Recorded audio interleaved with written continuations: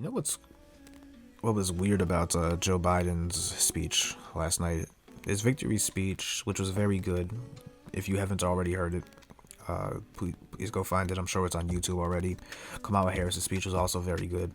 But what stood out to me, and maybe this is just a symptom of not having speeches written by Stephen Miller all the time, but what stood out to me was that Biden's speech did not make me angry. It did not make me fearful. It did not make me feel ashamed or embarrassed. I didn't feel like ramming my head through a wall afterwards. These are things that I definitely took for granted prior to Trump assuming office. And these are things that I felt many times hearing him speak, not just in terms of, regular speeches, but in watching his rallies, in his press conferences, and combating the press and calling them, enemies of the state early on in his presidency. I think that Biden's very much a return to the norm in some senses, but he's really just a reset that I think a lot of us needed at this point. And it's one of the things that we kind of discuss on this week's episode of the podcast. It's very free flowing, but we wanted to know, just what does this victory mean to us and for the country? Whether the efforts that kind of got him in office, especially if you look at the work that Stacey Abrams did in Georgia, it went into turning out a lot of voters in Pennsylvania and Detroit and Milwaukee. If these are efforts that can be replicated elsewhere, what are some of the things that he needs to get done in the first 100 days, especially now that, COVID is back and raging. There are over 100,000 cases a day now. We are surpassing all of our other countries in terms of the number of cases here, and it's not getting better anytime soon. So, there's a lot to get to, and we try to cover it all. It's still very early days in terms of understanding what happened in the vote, and we'll get into it, in later episodes of the pod, I assure you. But, and I do think one of the interesting things we did look up is also, what if we just decided to split up the U.S. and kind of balkanize the country in terms of, who supported who, or who supported what, which is kind of a fun exercise that runs counter to everything that Joe Biden was saying last night as well. But it's I thought we had a really good episode this week. It's episode 9, and I'm going to stop talking now and hand it over to my co-host. So enjoy the episode.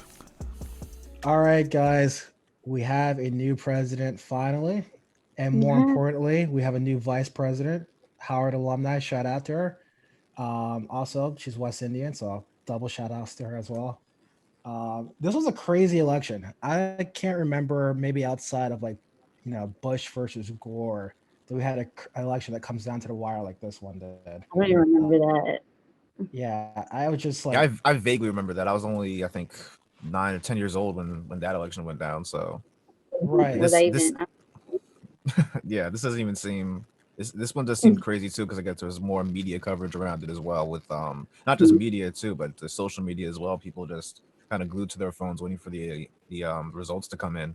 The last for most of the latter half of last week, I think Wednesday through Friday. I'd gone on a blackout before, and then up to after Wednesday in the middle of the night, I checked the results, and things are just kind of keep coming in, and it's like, oh my god, can we just resolve this, please? I don't know how you guys kind of dealt with the limbo that we were in for a while. So I'm not gonna lie, even though CNN, MSNBC kept telling me look, you're not gonna know the actual results until maybe a week later. I still kind of fell in love with the hype on Tuesday night. And on Tuesday night, because I guess Trump voters are more likely to vote in person than via mail-in ballots. Yep. It looked like Trump had this thing in the back. It did. Remember seeing Pennsylvania? It was he was plus 16.5% or something like that. It was like, oh shit, it's happening again. Right. I checked too soon. But we now know that was BS, right? Sorry, Carla. Yeah. No, you're fine. I think considering also the climate of what because it's it was a weird election too because of COVID, and a lot of people did rely on mail-in voting. Some people did vote in person. A lot of people voted in person, but it's funny to me because I thought when Tuesday came and then they obviously started counting the numbers, I'm like, I felt like the mail-in ballots were definitely going to come as like a nice surprise, because Trump told his, or advocated to his, you know, supporters, like, don't vote by mail, like, go out and vote. Don't trust this mail-in ballot system. Like, make sure your voice is heard and your vote is counted. So it's kind of funny how when the mail-in ballots started being counted, he was like kind of surprised that Biden had so many like votes. And it's like, that's exactly what you said. Like, so I just was so, it's like, it's funny to me. And I don't know. I know for me, I'm so glad Donald Trump is gone. You know, I feel like this, I'm not saying that Biden is going to come in and be this great, you know, this savior, but it's knowing that like your basic human rights will no longer be attacked. I know for me as a woman, like, you know, my right to choose was definitely up for attack. So it's a refreshing moment to know that maybe we can somehow kind of, it's funny, I seen a tweet the other day that says back to like the normal racism, not the like the normal racism we're used to, not the, you know, the out in the open racism. And we joke, but that's really what it is. I think for a lot of people, this is like a breath of fresh air. Like, maybe things won't be so tense. Maybe I won't feel so like uncomfortable in this country. So I'm happy with the results. I'm ecstatic. And even though I've been super critical of Kamala Harris and, you know, even Joe Biden, it's like Trump had to go. And if you can't see it that way, like, I think you're a part of the problem. If you don't understand how dangerous Trump has been these last 4 years, then, you know, you're a part of the problem. So I'm glad. I'm happy. I think you kind of like, you know, brought up a really good point here, right? Like, if you haven't noticed how bad the last 4 years was, like, you're part of the problem. Yeah. This election was actually kind of close, though. It was actually that's very sad to me that it was even that close, because that tells me something that I already knew, and that this country, like racism, bigotry, homophobia, transphobia, you know, this need to tell women what to do with their reproductive, that's not a deal breaker for a lot of people in this country. And it's also shocking, the numbers, when you look at like the percentage of people who voted and for who voted for what. It really doesn't come as a shock to me how white women vote anymore. But it's like, it's just crazy to me how you can make so many excuses for this man who's just a horrible leader. Like, just in all definitions of what it means to be a horrible leader is Donald Trump. So you say that what you were surprised, you're not surprised at how white women vote anymore. I was shocked that the splits were still. I mean, we only saw that one exit poll, I guess, from Edison Research Group. That it was like a 55-43 split for Donald Trump for white women. But I was shocked because if you remember, like right after the election in 2016, you know, we had these like massive marches of, you know, that consisted of a lot of white women who were outspoken in their opposition to Donald Trump. And there seemed like there was a lot of momentum towards, you know, standing up to Donald Trump and, you know, regret for voting for him and just blindly supporting him. And it just seemed like, you know, that really didn't matter come election day. And, you know, we'll see how it breaks out, you know, once all the mail-in ballots and provisional ballots and all that stuff is finally counted, you know, sometime this week. But I was shocked to see those numbers and that kind of split, that like white women are still like, yeah, you know, he's bad, but, you know, we're not that mad at him. Right. It was just surprising that, you know, they're part of the, you know, that Democratic coalition, you know, women are a key constituent or a key part of it. And they aren't really, you know, with the program. They're still kind of, you know, relying on their proximity to power, proximity to, you know, white men, and just saying, yeah, we're just going to kind of stay here and, you know, we're chilling basically. Yeah, no, for sure. And like, you really brought up a good point, like just being shocked by the polls, right? I think the polls got it wrong again 4 years later. Totally wrong. Totally. You know, blew it. Because the polls said it was going to be a Joe Biden landslide. Now, I get it. If you look at the map right now, it's going to be mostly blue. It does seem like a landslide-ish.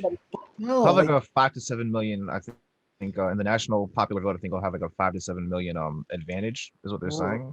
Right, which still, is significant. Yeah, it still didn't break that way in the states. Like, if you look at Florida and Texas, it was, and even Ohio and Iowa, there was like, oh, it's really going to be a blue wave, not just for Biden, but for Senate candidates too. And we didn't see that at all. No, they really, like, the pollsters really got the Senate wrong. Because what's her name? The lady in Maine. Susan Collins, who we all thought was gone this summer. Didn't even think about that race anymore, right? For most of the year. most of the year she was getting dogged out. We didn't even think about her and Sarah Gideon's race, and she won easily. She won easily. She got a concession speech, I think, Wednesday morning. Like, yeah, I'm out. You win, Susan. It was nuts. Senator Lindsey Graham was tied, according to the polls. Blew out the dude. Won by 11%. Amy McGrath. How much money was poured into? How many emails did you guys get asking for money for Amy McGrath? And how she was going to take on Lindsey McConnell, or not Lindsey McConnell, Mitch McConnell, yeah. Yeah, and how, and she got drugged. It wasn't even close there. Wasn't even close. So like Florida, for example, the local news, the local Fox TV station, right? So like they kind of sort of skew a little bit towards Trump. They had a 5-point Biden lead going into the election. Trump won by 3 percentage points. The margin of error is like 3 to 5 points either way. That's way more than the margin of error. Way more. That's just like you just guessed at that point. Yeah, we're seeing the same thing. They're still counting in North Carolina, but it's the same type of advantage. They had, I think Biden had a pretty decent lead going into based on the polls, and it looks like Trump's going to come away with an easy win. Right. He's up by something like, I think, 100,000 votes right now. And it's like, you guys, right. I get that there's a pandemic, but you guys are totally wrong. And it's like, why do we have to continue to follow you guys? We're almost better off, following what the bettors think versus these pollsters who have been doing this for years and years. Right. And even like the states that that Biden won, right? Mm-hmm. Like I think Biden was supposed to have like a pretty significant lead in Wisconsin, pretty decent lead in Michigan. He had a really good lead according to the polls in Pennsylvania, and they were all like really close. Like I think he won them all within like what percentage point? By a few thousand, by a few thousand voters. It's not. I mean, just outside of like the recount range, but not significant at all. Mm-hmm. And I have a feeling like, and I said this on Tuesday, I'm like, I have a feeling that like Nevada's going to be blue, and Pennsylvania's eventually going to go blue. And when it did, or when it was like, see, I'm a little annoyed because I feel like Nevada knew on Tuesday who won, but I feel like they didn't want to say it because or whatever reason. But look at what happened. Like I knew because on Tuesday when I had checked, I think I was like checking. I checked after like 7. I think I checked at 7. I think I like checked again at like 9, and then I was like, whatever, I'm gonna go to sleep. Wake up the next day, I look at the map, and then because I was following the Associated Press's map. Yep. And I'm looking at it, and I'm like, yeah, like he's definitely, if he gets Nevada, like we're good. They need to just like go ahead and call it because it hadn't changed. Like it stayed blue. Right. And I get it, because he's like, now, we all knew Trump was going to do the whole like, oh, this is like rigged against me. I'm being cheated or whatever. And I won Tuesday night. We won. Yeah. Like, and we got to talk about that soon. It's just frustrating. Yeah. It's funny to me because, like, it's just this whole, I feel like I knew this election from the beginning was going to be like a whole rigmarole, because of the mail-in ballots and then, Trump's being a sore loser and, just everything. And so then when like it got called yesterday, I'm like, we could have been far past this if we would have just we knew on Wednesday, like they knew on Wednesday. And so I mean, whatever. I mean, I got the results I wanted, so I'm happy. Mm-hmm. But it's just like the whole like it's just like it. I felt like it was just like complete That's bullshit. A good point that you made is that we could have known this much earlier.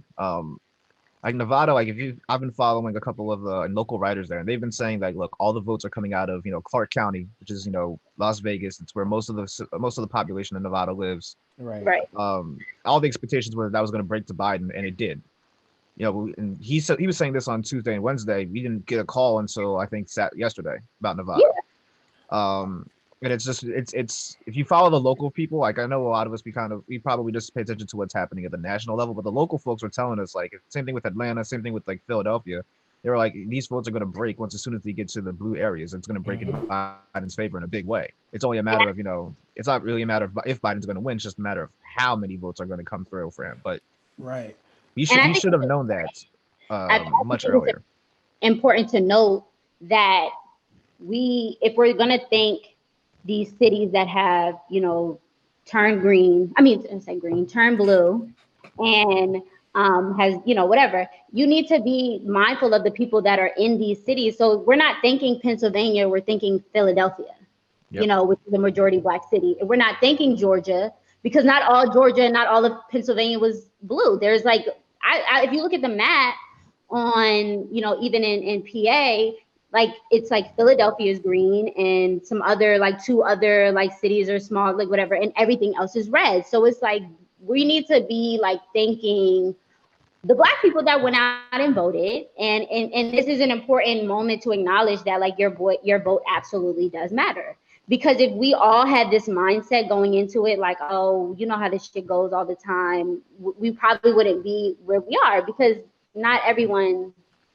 wanted to vote for, not everyone turned Pennsylvania blue. It was like Philadelphia. It was Philadelphia and it was Black people. So I think we should notate that, because that's important. Because like white women were not voting for Joe Biden. A majority of white women were not voting for Joe Biden. A majority of white people were not voting for Joe Biden. So if we're going to acknowledge this, I think we should acknowledge the right person. And again, Nevada could have said this earlier and we could have moved on from this. And it's just like, it's the constant rigmarole of politics where it's like, we know something, but we're not going to say nothing. And well, we know it, but we'll wait until we say something. And I just think that that's very annoying. Carly, you are a professional podcaster, because you just segue into such a great point. Now, like what you said is that we relied once again heavily on cities with a pretty significant Black populations, right? In Wisconsin, it was Milwaukee. In Pennsylvania, it was Philly. In Georgia, it was Atlanta. There was already infighting within the Democratic Party over messaging, for example. So, I Marcus, I'm blanking on her name, but there was a representative on a phone call with Nancy Pelosi who stated that she almost lost her seat. She won, by the way. She almost lost her seat due to the defund the police rhetoric and the rhetoric for socialism, and that Democrats talking about Spanberger from Abigail Spanberger. I believe she's a representative in, I want to say, Illinois or Virginia. Virginia. And so she said that Democrats should never bring up defund the police or should never bring up socialism ever again. And so let me just ask you to this. Democrats have to, acknowledge that Black people came out in huge droves to vote for them.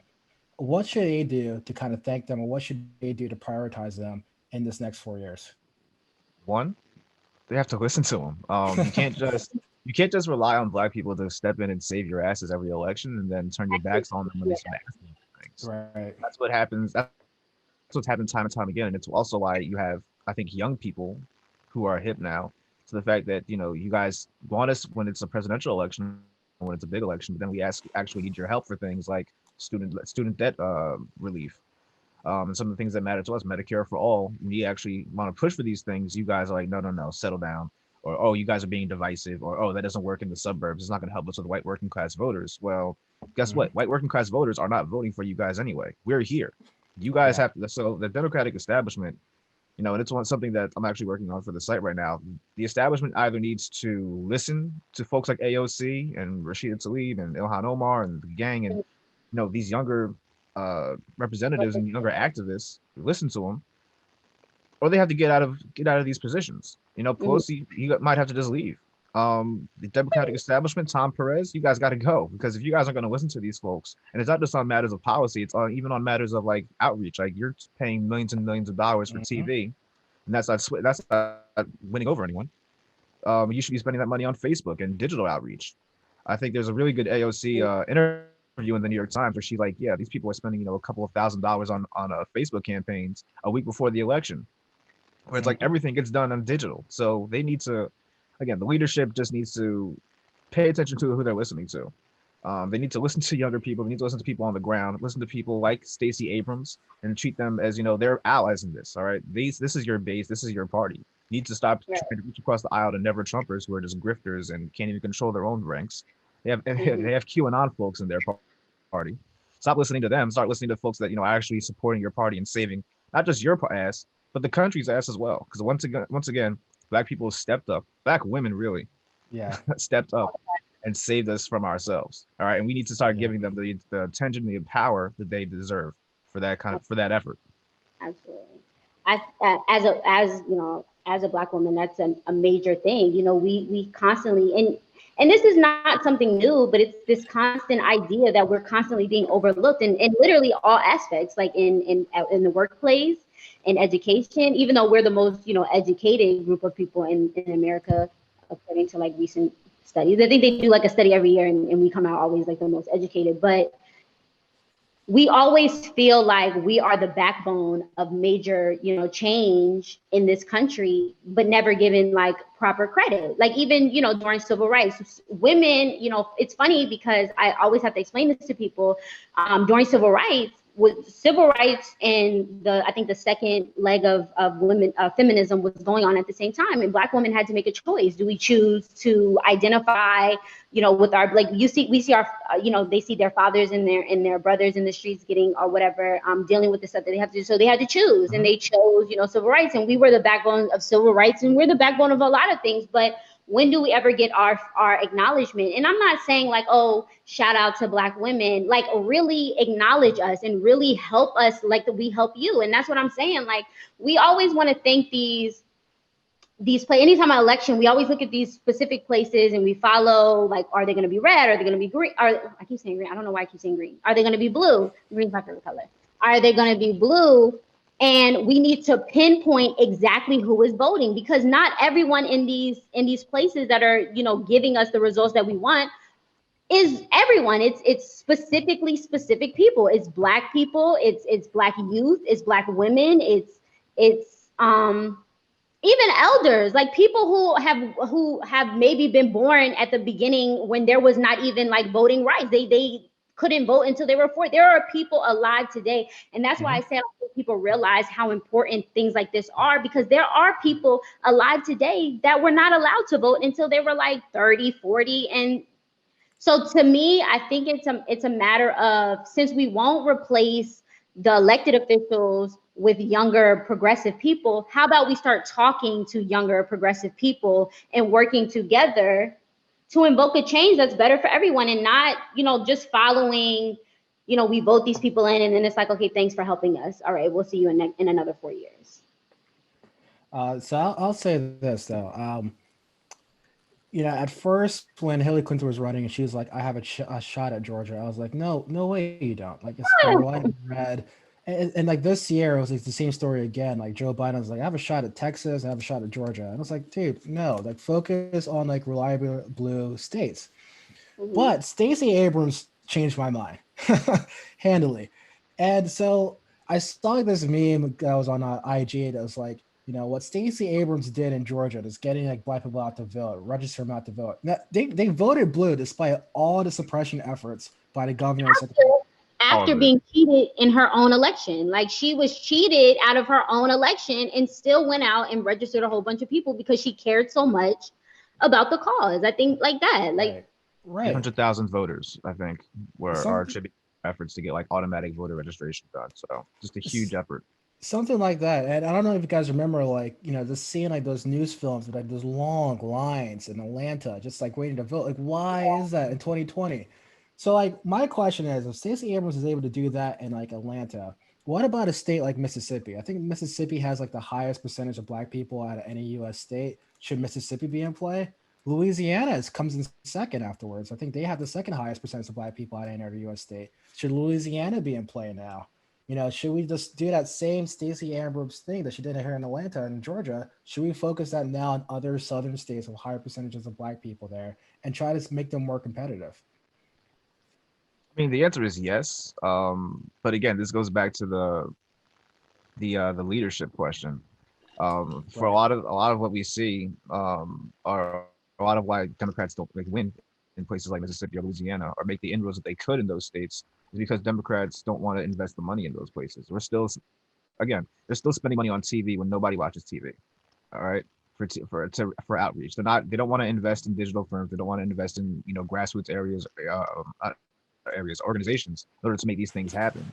And when you don't want to get involved at the grassroots for these things, and you kind of have like you don't really trust those organizations, you don't trust those what's happening there, then this is what happens. You kind of have these, you know, these states that are just lost forever. are considered lost forever to Republicans, despite the fact that there is there's an opportunity there for sure to kind of turn places like that, like Mississippi, like Louisiana, like Texas. I still think Texas is like, if you look at I think the way that Texas has kind of supported the GOP from 2000 to now, I think like the inroads are being made, Right.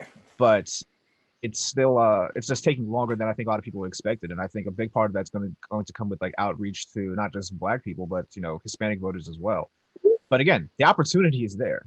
Right. It's just a matter of leadership recognizing it and then directing resources and energy and attention to it. And right now they haven't done it. That's why places like Mississippi to Texas to anywhere, even Florida and Ohio, which used to be Democratic, is kind of like those places have kind of fallen by the wayside.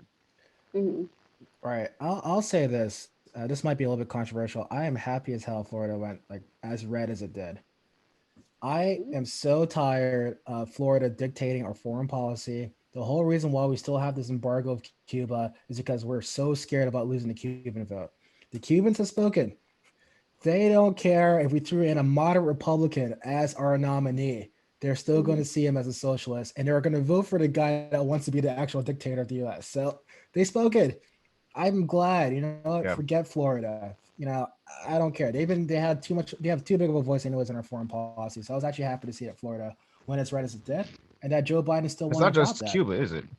It's not just Cuba, isn't it? Isn't like a big part of how we treat our relations with Palestine? Aren't they also like, I know it's a touchy subject, but I think that's also kind of like why we're sensitive in how we deal with that state as well, with the Israeli-Palestine split. Yeah, and I think what happened in Venezuela too also kind of scared a couple people as well. Like That's another one. I again, like I'm happy that this could be like an adage that we don't have to listen to Florida anymore. It's a lot of electoral votes, but we don't have to listen to you guys anymore. Are you guys active on Facebook? Because from what I understand, there are a lot of like Facebook ads that were like playing up that message of, oh, Joe Biden basically is a socialist and he's going to turn the United States into Venezuela or basically kind of bring back a lot of they're just making that association of socialism and communism that I guess would have scared a lot of Cubans and a lot of South Americans as well, who kind of dealt with these kind of movements in their own countries and pushed them away from ever supporting them. I'm not surprised. Which just seems hilarious if you've been paying attention to who Joe Biden is, but the comparisons exist though. Well, for me, like my whole thing is like if you actually know Cuban history, Castro just replaced a dictator. It wasn't like Cuba was like this thriving democracy. No. Batista was very much a fascist dictator. Right. Castro just used that as a means. He used socialism as a means to get in power because he was trying to overthrow another dictator. So again, like I think we just need to have like a really serious like history lesson on Cuba. It wasn't like a thriving democracy that just suddenly flipped the other way. There's actually plenty of evidence to show that the U.S. has overthrown like thriving democracies, to put in dictatorships just so they can like push a more capitalistic agenda. You know what I mean? Like we just gotta get a history lesson, and I'm hopeful that like this election at least shows that. There's a reason that history for a lot of kids tapers out right around the Cold War because it gets very messy around there. For kids in high school, we don't really dig into that era, but that's when a lot of election interference that we kind of we were yelling at Russia about. We were doing a lot of that during the 40s, 50s, and 60s, especially after World War II, when you were like, oh, we don't trust those Ruskies over there. It got real bad. But yeah, they don't want to. Definitely require some extracurricular learning. So I want to change gears a little bit here. So I just want to get you guys' biggest takeaways from the election, right? And my biggest takeaway was that weed won. Weed won big time, and weed is very bipartisan. Both like blue states and red states, like super red states. I'm looking at my notes here.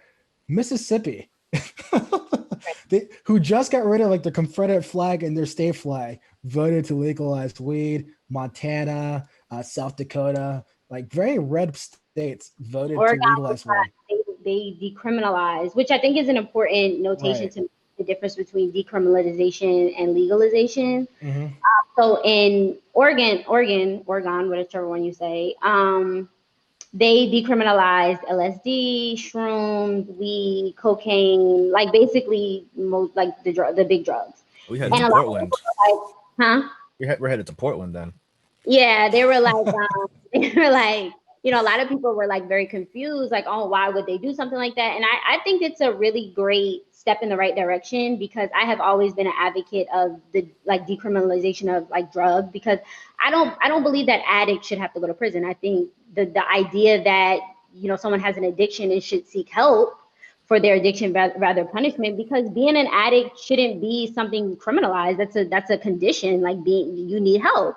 So I think it's a step in the right direction. I'm happy, I'm happy that we're kind of like moving past this idea that like drugs are like this taboo thing that like just lock everybody up who does drugs and just, well, that's how we deal with them because we have a serious addiction problem in this country. Like the opioid epidemic in this country is astronomical. So I'm happy for it, and considering like I live in New Jersey and they just are in the process of legalizing weed, I agree. I also don't think that people should go to. I don't, which is kind of ironic considering who our vice president is. I don't think people should go to jail for a gram of weed or a 3.5. Like it's just we need to start dealing with people appropriately, punishing people who need to be punished and treating people that have serious conditions because it sends a message that we care, like we actually care about our citizens and maybe they'll just follow suit with everything else. So I think it was a good idea. I think it's a step in the right direction. I don't think it should be as that big of a hot topic as everyone's trying to make it seem because it's really not. Like people do drugs whether they're legal or not, and once we start to accept that, we can move on from it. And I think sorry to cut you off, but I think the biggest takeaway from all of that is people do drugs, but we don't get punished the exact same way. Exactly. And Talk about it. I think that like this rebuke now of like the war on drugs is pretty much like been a war on us. It's just so refreshing to see like this rebuke of it. So I know Marcus said in a couple podcasts ago, I can't remember which one, but you're like one of these Democratic nominees has to like go for a platform to legalize weed. Does this tell us that like a Democratic nominee, whether it's the next 2 years when Congress is up for re-election, should they push legalizing weed at a federal level? Absolutely. Oh yeah, it's you now see that there's bipartisan support for it, and anytime there's bipartisan support for anything like this, politicians like to jump all over it. So I think that you're not going to see a Democratic nominee. You're going to see a Republican nominee, which might be Josh Hawley in 2024. Let's be honest. Who knows? But yeah, I think whoever's going to run for president in the next 4 years, I think that's going to be a key plank of what they're running for. Because again, most people don't have a problem with this, and I think we're all tired of this rampant criminalization and the drug war that has not paid any dividends for many people besides maybe the private prison industry and police unions and cops. But yeah, we're all ready to move on. I think Colorado made $1 billion in tax revenue alone in 2019 after they legalized it. Yep. Washington also has seen an uptick, which this is only good for the states, especially now that there's this cash crunch in the wake of COVID and falling tax revenues from that. So yeah, it makes all the sense in the world for not just states to do it, but for federal government also to just be like, yeah, okay, let's even if it is Schedule 2 drug or Schedule 1 drug. I forget what the designation is, but let's change it. Even if it was an economic decision, like more so like Marcus is saying on the basis of like it'll bring in revenue, I think for whatever reason they find justification in doing what they're doing, it's still a step in the right direction because as I said, people are going to do drugs.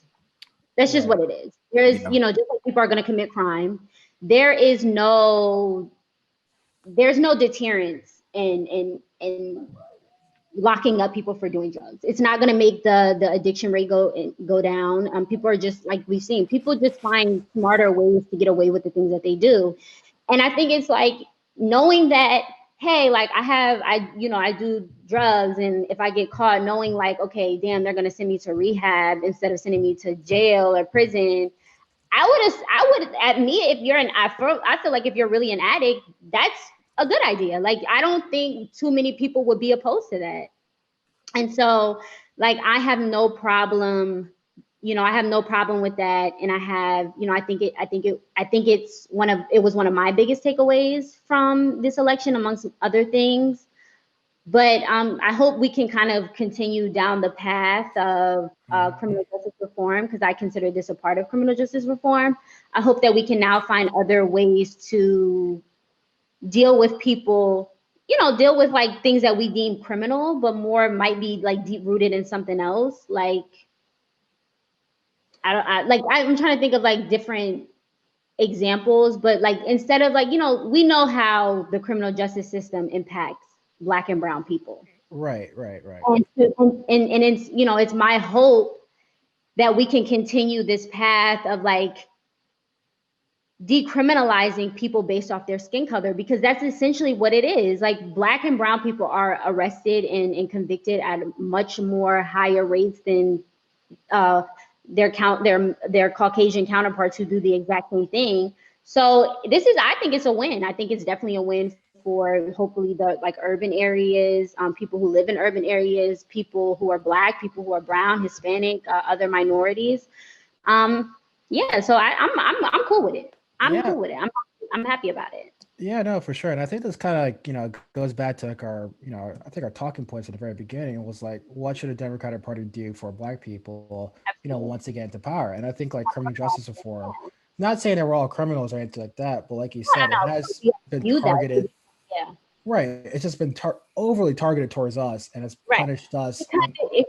If you, quick little history lesson, if you know the history, it was almost impossible for anyone to have you had to kind of show after the war on drugs, or the war on drugs started. It was almost like any politician that wanted to run for president or office had to have sort of like a stern stance on crime and drugs, and tough on crime, right?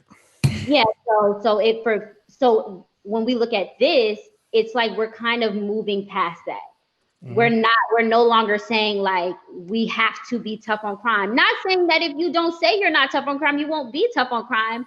But it's like it goes back to that innuendo I was talking about like last podcast, where it was like you say certain things that are racist, but if you rephrase them in a different way, it's still racist, but it's not, because we know that this whole war on drugs, we know who it really impacted. Well, Nixon's aide said it was to limit the voices of Black people and white hippies. He said in an interview or caught on tape when he was saying that. So like it's out there. That was a strategy. Yeah, Southern strategy. Yeah. And it worked for as long as it did, and it kept going and it kept going. And to see that maybe now we're at a point in 2020 where we're moving past that, and we're recognizing that people have addiction problems. People commit crimes for, not necessarily crimes because it's like I'm just a bad person, but crimes of opportunity. Like people steal and people, sell drugs because that's how they feed their families. And, however you choose to look at it, whether you agree with it or you don't, that's the reality of a lot of people's circumstances. And I think if we start to attack some of these underlying issues as to why people are doing the things that doing the things that they do, we'll start to see that it's not a criminal issue. It's an issue of lack of resources. It's an issue of not having adequate, opportunities in certain spaces as compared to like white people in, these suburban areas. Like urban people who live in urban areas are not afforded the same opportunities as people who live in the suburbs. And I grew up in the suburbs, so I can tell you that considering my friends who grew up in Newark, and when we talk about our upbringing, it's very different. So we have to move past this wave of, criminalizing people for things that they do, because the government refuses to acknowledge that some people live in fucked up situations and they can do something to fix it. They just don't want to. So let me shift gears here, though. This is kind of what Carly's been talking about, what the Democratic Party needs to do. So criminal justice reform is on Joe Biden's plate. It has to be. Mm-hmm. What other items in Joe Biden's first 100 days, assuming that Georgia's Senate races turn into our favor, that we get the majority of the Senate, what should be in Joe Biden's 100-day strategy, 100-day plan? It's got to be tackling COVID. Like this thing is still raging. We thought that, we were going to be done by this. I thought we were going to be done with COVID by like May or June. It's now November and it's raging still. It looks like in New Jersey, where the governor's even thinking about instituting another shutdown, which would be catastrophic, especially heading into the holiday season. And it's colder out. It's not going to be as much ways around this for people.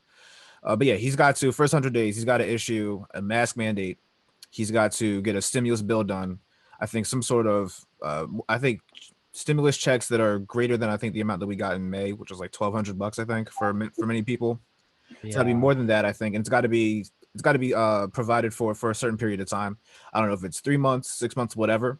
But until this thing goes away, until there's a vaccine that we can actually distribute, that's got to be like at the top of his list. I think getting a vaccine out is also got to be at the top of his list as well. But yeah, we have to beat this virus before anything else. Yeah. What was that, Carly? A trusted vaccine, not a vaccine that's just like, well, we want this to go away, so like here's a vaccine, like like trusting the science. Yes. I think with Trump's administration, we've kind of like left science. We strayed away from listening to the experts. Like Trump fired a whole task force that was in place to deal with something like this, and the one that he has, or the one that he replaced it with, is shitty. Like they have done absolutely nothing. So I agree. No. I think we have to, I think a part of, absolutely one of the major things, if not at the top of the list, should definitely be, attacking this thing and making sure that we are in a place where our numbers go down and we're kind of getting on this new path of like life after COVID. Not learning, because I feel like we've learned how to live with COVID. We're no longer interested in getting rid of COVID. It's like we're just trying to coexist with COVID. And I don't think that that's the plan. I think we should listen to the scientists. I think he needs to put together a real COVID task force with, a virologist and, Dr. Fauci and all these other. Mike Pence. No. We're done with Mike Pence. He can go back to radio. and like, that should be the number one thing, because I think once we get past this, we can start to focus on the other things, because if this thing doesn't get cleared up, that's going to be a bigger monster than it was last year. Like if we're going into a year, like if we find ourselves in March still dealing with COVID, I just don't see why. It's very similar, I think, to when Barack Obama came into power and we were still dealing with the financial crisis still raging in this country, and the way that it's kind of like it destroyed a lot of people's livelihoods. And I think that rather than kind of dedicating his first term to actually doing a lot of progressive things that he wanted to get done, and while he was and he did get the Affordable Care Act done, but I'm sure he wanted to do a lot more, but he had to spend a lot of political capital in terms just to get some sort of stimulus done in order to prop up the economy from falling apart. And I think the same thing can happen with Biden very quickly, where it's like, if we don't nip this in the bud now, this is something that's going to control the first 2 years of his term. Right. If he doesn't get it right. And I think another two things I would add to his list are dealing with student loan debt. There has to be some sort of relief program, maybe even wiping it out. He did on his ticket. It was immediately wiping $10,000 off of student debt, and then if you make less than $125,000, it's supposed they want to forgive it completely, like they want to it completely or something. So that's what his plan is. So I think he should also focus. He's got to follow through with that, because I mean, if you're, again, especially for like recent graduates, like that's tough. You're just getting out of school and you're graduating into this economy. You're already going to be behind the 8 ball. I think he realizes that. So I think that's one thing he has to get to. And then some sort of rent freeze, or just kind of protecting people that, are going to struggle paying their rents this month or going forward. Those are things that he's going to have to kind of get ahead of first and foremost in that first 100 days. And I'll throw in the Paris Accords as well, Paris Climate Accords as well. It'd be good to get back in that for more of a long-term goal. So I'm going to add two things to that. So you mentioned Paris. I do think like he needs to get back to the Iran nuclear agreement. I know like a lot of people hated that agreement, but look, it's better than what we got right now, which is nothing. And Iran has every right now to pursue a nuclear weapon because they're following the rules. We set up the rules for them. They actually follow the rules. Everyone else was cool, right? Everyone else is cool. Yeah. I think like some Republicans, what's his name, John Bolton, they have this old adage of like, America needs to like go in, overthrow the leaders, install their own leadership in there, and then they can kind of control things that way. And that way of thinking has to go out the window. I'm Worked sorry. very well in Afghanistan and Iraq. I know. Oh Right. wait, no, And it and, didn't. and Libya, right? Libya So too. Yeah. um, look, like that old school way of thinking has got to go out the window. And the second biggest thing I think Joe Biden needs to focus on is a he needs to push another voting rights act, right? So there needs to be like nationwide standard when it comes to voting, because you can live in New Jersey, you have the right to vote, so you have your different rules and whatever, but you can move over to Pennsylvania, separate set of rules. There needs to be like a national standard, and this election proves that vote by mail works really, really well. You don't Record have to levels of go to the turnout. polls, When it's, I right? think yeah, I the think we easier should. you make it to vote, the more people are going to vote. Simple as that. Right, Yeah, I think we exactly. should definitely put more into like mail-in voting, because mail-in voting is something that we should have. We shouldn't just do out of like the circumstance that we're in, but like more people should feel comfortable relying on mail-in voting. Like before this, like you have people who go to school out of state, like they have to rely on mail-in ballots, like because they do absentee ballots and stuff, and just out of convenience. Like there are a lot of older people who don't like, and it's funny to me because like my grandparents, they live in Georgia. And I remember I was talking to my grandma and I was saying, like, what is your plan for voting? You know, because my grandparents are in their 70s. My grandma's 70. Um, and she says, no, like, it's really important for me to vote. Like, I want to go and vote. I need to make sure that my vote is counted because, like, to her, this is a really major election and to a lot of people. And I think that we shouldn't feel like, oh, like, we can't trust the system. Like, we can't trust mail-in voting because it's like, not everybody, that might be more convenient for people. And I think we need to accommodate people how they choose to vote. It's a right. It's not a privilege. Voting is Right. a right that you're afforded. And I feel like people should be comfortable in making a specific choice and having a plan. Like not everyone wants to stand in line and vote. And that's okay. And I don't think we should feel like, oh damn, like I have to do it because my mail-in ballot is not going to count. No, it should, and it shouldn't be an issue. Right. And like what I'm advocating for is, you can go in and vote if you want, but I think every citizen should get like a mail-in ballot mailed to their house every election cycle. It Hmm. Yeah. works. And like there's I'm looking at the electoral map. There's no proof that you can point to that said it benefited one candidate or the other because Florida went red. You know what I mean? Ohio Texas went stayed red. red. Texas stayed red. Trump North had a record Carolina number might of go votes. red. Trump had 70 million votes. All right. Right. He's going to lose by 5 to 7 million, but still, he had 70 million votes. This didn't, and all those Senate incumbents and House incumbents that we were trying to flip, they all maintained their seats. So They all maintain their seats. And what's like, the issue look, here? we can rag on Fox News all we want. Fox News called Arizona way too early, in my opinion. But like the mail-in ballots came in, and like Trump closed that lead significantly. So Yeah. this is like some bipartisan thing to like look, give every citizen a mail-in ballot, let them fill it out, whatever they want, mail it in. As Carly Hmm. said, like we don't have to like wait in line to mail it anymore. Like the system See, works really well. I think the hardest part was in Pennsylvania, for example, the state legislature voted against counting the ballots before election time. They only did mhm. that to like hopefully wait for Supreme Leader Trump to come up with a magical lawsuit to try to stop the count. That's Yep. it.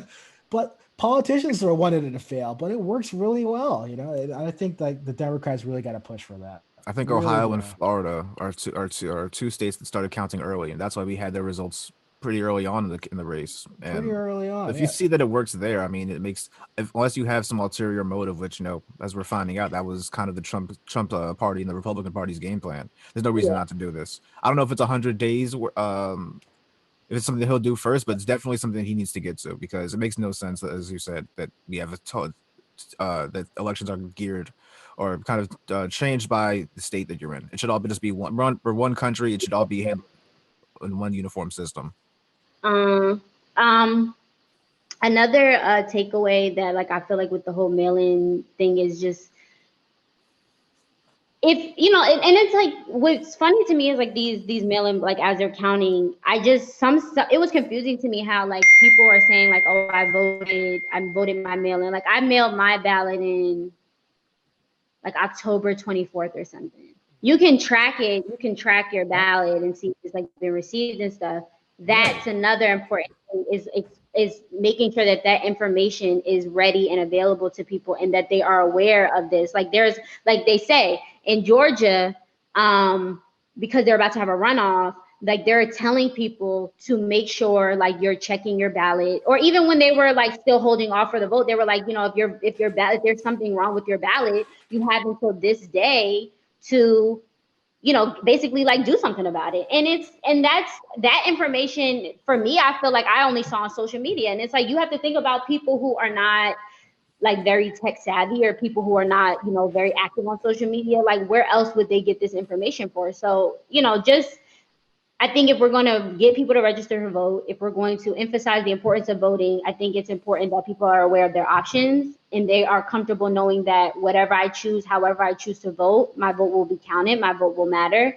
And also, if there is anything that I need to do to my ballot, if there's something wrong with my ballot, how will I know? Who is going to tell me, or where do I go to check on my ballot? Because if you don't know this information or no one explains this information to you, you may be one of those people whose ballot is, there's something wrong with your ballot and you don't know. And then that potentially, if we do the numbers and multiple people, millions of people have ballots that have never been counted, or there's like a signature wrong with it or whatever the case may be, and it's not even counted, they would never know. So that's essentially a million votes uncounted for, and that's just like crazy to me. So I think we need to invest more in like educating people and even like making people aware that like, just because we're going through a pandemic, we still have an election every 4 years. And the election goes the same way. Like you vote, there's early voting, there's mail-in voting, like knowing that you have options. And I feel like people only found out about their options because we were going through a pandemic. No, I think you're absolutely right, and I think that can be said like, you know, in a political role and in a private role for our companies to tell us we can't work from home. Yes, we can. So I think you're right. I think like this pandemic kind of showed us our options. Let me just make this a little bit fun now. Let's talk about Trump. Look, we can rag on Trump all he wants, but me personally, he was kind of like the inspiration behind this podcast because like I got into politics because of due to another terrible president, George W. Bush. Mm-hmm. And then like kind of like mellowed out a little bit under the Obama presidency, but Trump really got me right back into politics again. Like, you know, searching like Politico, searching like CNN all the time. You know what's funny? Going to school for political science and criminal justice during Trump's campaign, Trump's administration, has been probably the most insightful experience. And I don't know if I Right. would have gotten the same experience, because it's like almost, I just think back on like being on campus and going to class. And I remember I had a professor who hated Trump. Like he hated Mhm. him. Like every day it was something new. Like I can't stand him. And it's like it's funny because it's like I feel like I learned so much about our government. I learned so much about Right. politics. I learned so much about like how things work, the chain of command to get things done, how it goes. And I don't think if we didn't have so many colossal examples of a fuck up that is Donald Trump, I don't know if I would have came to some of the conclusions that I came to, or been as interested in my degree as I would have, because you know Mhm. I'm super passionate about it now, more so than I was when I even decided to go into. And Carly, like I think you brought up a good point. Sorry, Marcus. I think you brought up a really good point because like I never realized how much of our institutions are just based off of like just like a handshake agreement, basically, right? So for example, what happens when the president doesn't concede the election? What happens there? I don't think we ever learned that in civics class. So again, like what happens if Trump doesn't concede the election? He says it was rigged. He's been saying that. He said he won the election. What if he stays in the White House? Like who gets him out? I thought it was interesting that his old lawyer Michael Cohen said that Trump probably wouldn't concede the election, but he's much more likely to just resign for the last month and a half that he has in office, and then let Mike Pence kind of run the transition period between the administrations rather than just accept that he lost. He's that much of a sore loser in a sense. He's not a politician. Like Donald, this for me. I think it's like with Donald Trump, it's like he's not a politician. So even I was watching like McCain's concession speech to Obama in 2008, and he just accepted his defeat and was like, this is our president, this is my president, and it is what it is. Like, you know, we had a good fight, and it's like, you as I feel like most politicians understand that there comes a point where you will lose an election if you don't win it, obviously, and you have to acknowledge that. And I feel like because Trump is not a politician and he pretty much got into politics like as a popularity contest or like even as a joke, the idea that marketing ploy. The idea that you would resign simply because you just don't want to accept defeat it's very childish, it's immature, and it's idiotic. And it just goes to show you, like, this man should have never been the leader of this country. He has no business being the president, and he just needs to pack his shit and get the fuck out. That's really what it boils down to. Because it's ridiculous to me that you're fighting so hard. You lost. You told your supporters not to vote by mail. They did not. We did. The Biden people voted by mail because that's what that's what they did. Mm-hmm. And you're confused, saying that it's fraudulent and all this stuff. And it's very sad to see. Like, you're a grown man, and you need to just accept that you lost. And I mean, if you choose to try again in 4 years, I hope you don't. But that's really your only option at this point. I don't know if it's sad to see. I think it's kind of predicted. It's predictable for a guy who's never really had to deal with the consequences of his actions. Someone who's always been able to kind of rig the game in his own favor, or at least escape, any sort of the negative consequences of his things. This is someone, again, if you look at his business record, he's always passing the buck on to his business partners and leaving them with the bill and only reaping the rewards. I think this is something that he's never going to say, this is my fault or I did something wrong. It was never going to come to that. And I think, rather than conceding is totally a foreign thing for him. It's something he's probably never done. Yeah. So it's ridiculous to expect, he's 70, I think 74 years old. It's ridiculous to expect him 73 years old. It's ridiculous to expect him to kind of start to do this now. He's stuck in his ways. He's a miserable person. He's a miserable human being. Probably just going to stick to his guns, even if it means looking ridiculous like he is now. But it's not our problem anymore. Yeah, and look, like, you guys both made some really good points, right? But like, again, I'm looking at like the electoral results. A lot of people were fucking with Trump. Over 70 million people. Those are just those that voted. And like, like Carly said, like, if Trump was just a little bit more competent, like not telling the supporters, like, hey, don't vote by mail, go in person. Like, if he was just a little bit more competent, Trump could have had us in the bag. Right? And that's really everything that he does boils down to. Like, if you were smart enough, you wouldn't be in some of the situations that you were in. Like, and that's right. and that's just really, like, that's what it boils down to. Like, you thought you had it figured out. You thought you were doing something. You thought by telling them not to vote by mail. Like, I didn't understand that. Like, that's only doing your disservice, because Joe Biden is not telling his, like, if Joe Biden was telling the people who were voting for him the same thing, then I would be like, okay, cool. But if you see that he's out here telling his people that support him, his supporters, go vote by mail. It's an option if you choose to do so. And then it's like, you see that they're doing it. I don't know. I think he thought because he said so. See, I think Trump doesn't understand what it means to be a president in a democracy. I think he thinks that because he says so, that is what it is. He thought that when these mail-in ballots came in and they started counting them, all he had to say was, "Oh, it's fake. They're like, it's a fraud. Like, it's accounted against me. Like, they're doing this, to cheat me out of my presidency." And it's like, no one's cheating you. You cheated yourself. You played yourself because you weren't smart enough to realize the damage that you were doing to your own campaign. To be fair, though, like you said, that he kind of expects people to just kind of live off of his every word. That's what's happened with a lot of the people that follow him. Everything that he says, they're like, you know what? I'm going to do that. He says not to vote by mail. I'm not voting by mail. And those that do, those aren't legal votes. Like I think he's empowered.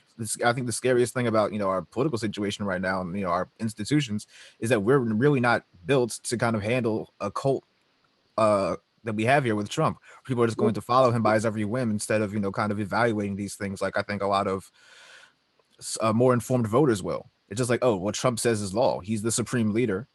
Why would he lie to us? We can trust him, even if he is, even if he does have this terrible record of things that he's done in his professional life. Like, they just kind of let him slide. And I think that creates a situation wherein, like, we have 70 million people that are going to support him, despite what's happened with COVID. I think there was a stat I have here: 93% of the counties where cases were spiking with COVID, Trump won those counties. So things like COVID again. It's killed 250,000 people. There are over 9 million people that have been infected. It's changed our lives forever. And people are like, yeah, it's not his fault. It's okay. Let's run it back again. You hate to see it, really. You really just hate to see the fact that, Trump is going to have, again, no consequences to totally mismanaging the situation, that people are just going to give him the benefit of the doubt and say, yeah, we're good. We're good to do this again. Let's go. And but the same way that his supporters feel like, he wouldn't, like they follow his every word.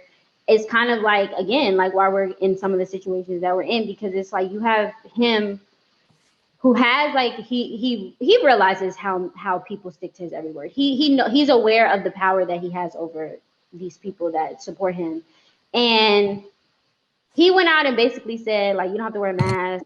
COVID is like a joke, and it's like whatever, and they did so. And now, because of that, we have these spiking cases. We have people who feel like I don't have to follow like the science because Donald Trump says it's not true. Oh, he had COVID, he's fine, even though like they're not even smart enough to comprehend that he went to Walter Reed and received the best medical care possible that anyone could get, that you're not going to receive if you go to your local hospital. I just want to emphasize those best government-run healthcare. Right. And for me, I was like, that's when you have to start looking at exactly who is a Trump supporter. What are most Trump supporters look like? And it's a majority of poor, uneducated white people. And I'm not saying that to say that, but that's just the statistic of it. And so you have people who don't have a lot of common sense, who don't have a lot of intelligence on their own, who are like, you know what, I'm gonna just follow somebody. I like this man because he lets me do what I want to do. He lets me get away with just the nonsense that I do. And because of that, I'm going to be a loyal, blind supporter, ignoring all common sense, all logic. Yep. Because I don't want to, and because I don't have to, because he told me I don't have to. And now all the rest of us, whether you are a Trump supporter or not, have to deal with the consequences of that.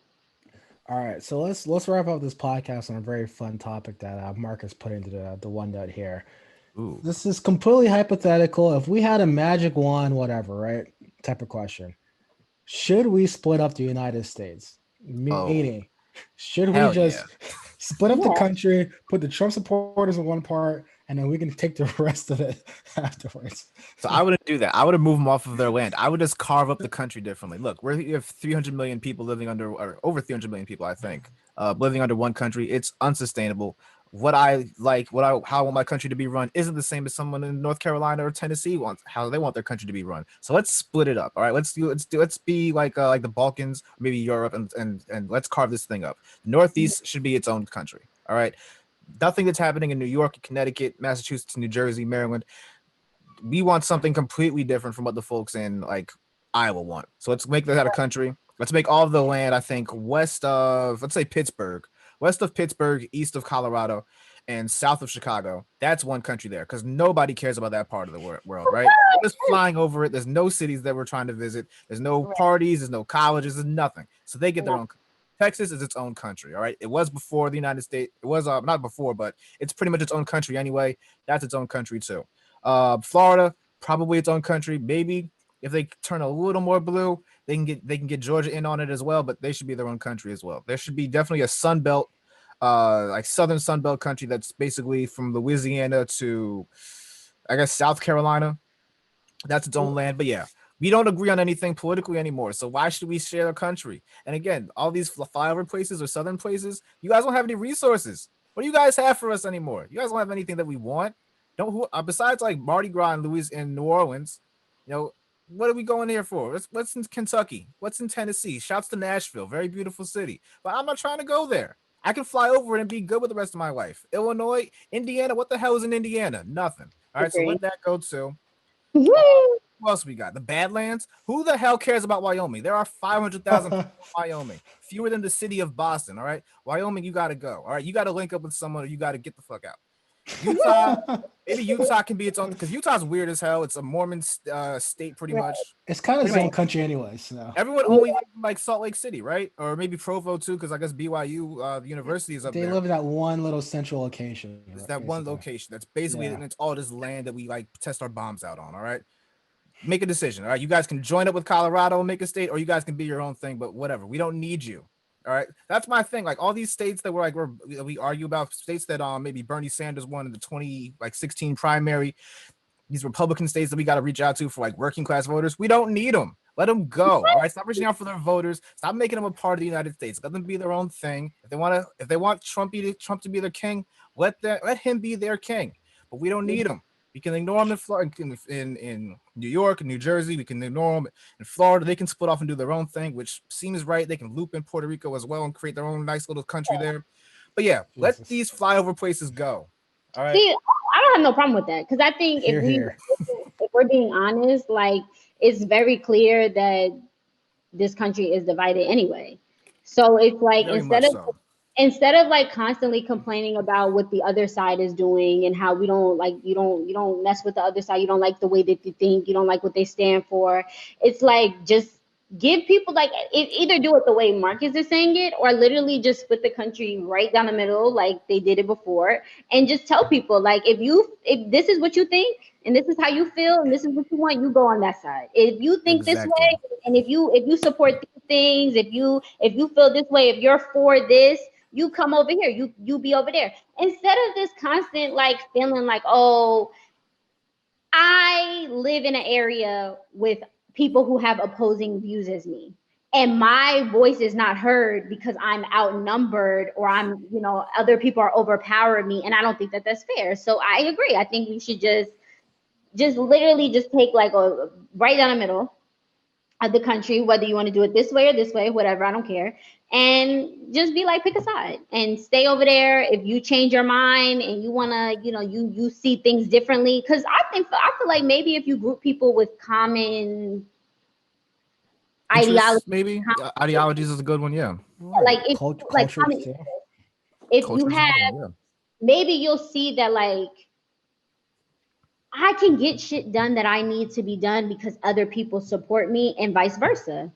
Yep. And you don't have to complain about it because it's like we all got the same interests. We're on the same team. We are working for the same thing. And what they got going on over there ain't got nothing to do with me. So I'm not even gonna worry about it. Love it. So what Marcus is saying, like I think the Electoral College kind of proves his point because like the Electoral College in the Senate gives like a smaller percentage of the country a much bigger voice than they need. And Marcus is right. We do need to split the country up. I'm a little more selfish. I don't want to split up like the entire country. I'm saying, look, let's give Texas their independence. And let's tell like the Trumpers, look, Trump's going to be the president of Texas. If you support Trump, you support his policies, why don't you guys just, let's move to Texas. We'll pay for you to leave. We'll cover your costs. I don't want to give up Texas. I say you got Oklahoma and north of Oklahoma. Right? There's nothing there, but hey, you guys will have people that are just like you and want to support Trump. I say save Texas. I want to save Florida too, but the other places got to go. My plan is we could save the rest of the country. We just got to move them to Texas, and then we could do like a rescue plan and move like our Democrats out of Texas, like Beto O'Rourke and his crew. Out of Texas and bring them to the United States, and we're good to go. I have a piece of land bigger than Texas that they can have, though. They can have Alaska, biggest state that we have in the United States. Let's move them all there. All right.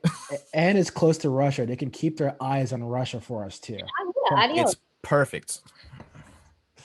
All right, guys. Well, this has been the Liberalish podcast. If you enjoy it, please follow us on Spotify. Please like us. Please tell a friend, tell a family member. Help us grow. And we are out. Later.